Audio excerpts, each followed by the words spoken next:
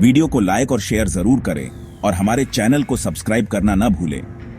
यहाँ हर दिन आपको मिलेंगी ऐसी ही डरावनी और रोमांचक कहानियां जो आपको सस्पेंस और रहस्य से भरी दुनिया में ले जाएं। सब्सक्राइब करने के लिए नीचे दिख रहे लाल बटन को दबाएं। राघव ने शहर की हलचल से दूर एक शांत जगह पर नया मकान किराए पर लिया था। पत्रकारिता की नौकरी ने उसे थका दिया था और अब वह कुछ समय अकेले बिना किसी शोर शराबे के बिताना चाहता था। मकान 3 मंजिला था। ऊपरी 2 मंजिलें बंद थीं और मकान मालिक ने सिर्फ नीचे की मंजिल उसे किराए पर दी थी। राघव ने हिम्मत करके ऊपर झांकने की सोची। लकड़ी की पुरानी सीढ़ियां चढ़ते ही उसे ऐसा लगा जैसे किसी ने अचानक हवा खींच ली हो। पूरा वातावरण भारी हो गया। वह ऊपर नहीं गया और वापस नीचे आ गया।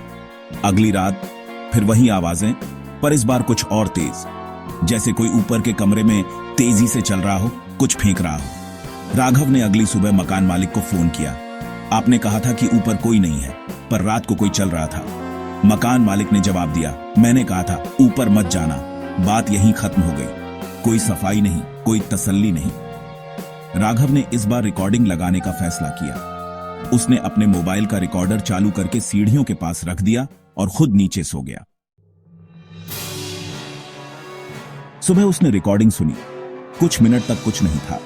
फिर एक धीमी सी सरसराहट और फिर वही लड़की की हंसी, इस बार और नजदीक और साफ। तुम नीचे क्यों रहते हो? ऊपर आओ ना। एक धीमी पर स्पष्ट फुसफुसाहट सुनाई दी। राघव का दिल तेजी से धड़कने लगा। अब मामला उसके वहम से आगे जा चुका था। उसने तय किया कि अब वह खुद जाकर देखेगा। शाम को वह एक टॉर्च और मोबाइल लेकर ऊपर की मंजिल पर गया।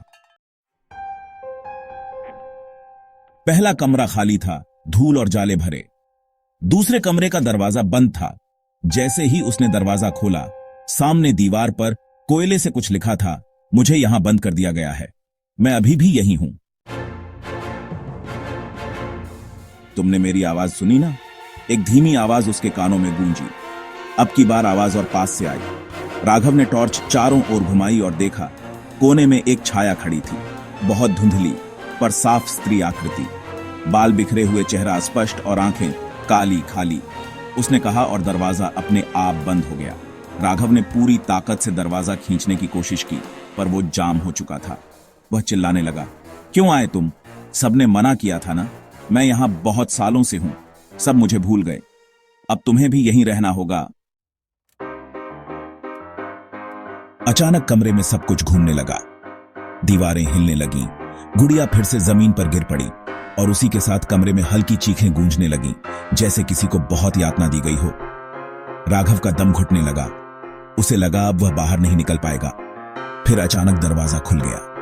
कमरे की हवा बदल गई। छाया गायब हो चुकी थी। राघव भागते हुए नीचे आया, सीढ़ियों से गिरते पड़ते बाहर निकला और सड़क तक पहुंचते ही बेहोश हो गया। जब वह अस्पताल में होश में आया तो उसकी आंखें सूनी थीं। डॉक्टर ने बताया कि उसे मानसिक आघात पहुंचा है। जब मकान मालिक को बुलाया गया, उसने बस इतना कहा, जो जानने की कोशिश करता है वही सबसे ज्यादा खोता है। राघव अब कभी उस मकान की बात नहीं करता, लेकिन जो लोग उससे मिलते हैं कहते हैं कि वह अब भी रात को अचानक उठ बैठता है और कहता है, मैंने उसे देख लिया, वो यहीं थी, वो अब भी मुझसे बात करती है। वीडियो को लाइक और शेयर जरूर करें और हमारे चैनल को सब्सक्राइब करना न भूलें। यहां हर दिन आपको मिलेंगी ऐसी ही डरावनी और रोमांचक कहानियां जो आपको सस्पेंस और रहस्य से भरी दुनिया में ले जाएं। सब्सक्राइब करने के लिए नीचे दिख रहे लाल बटन को दबाएं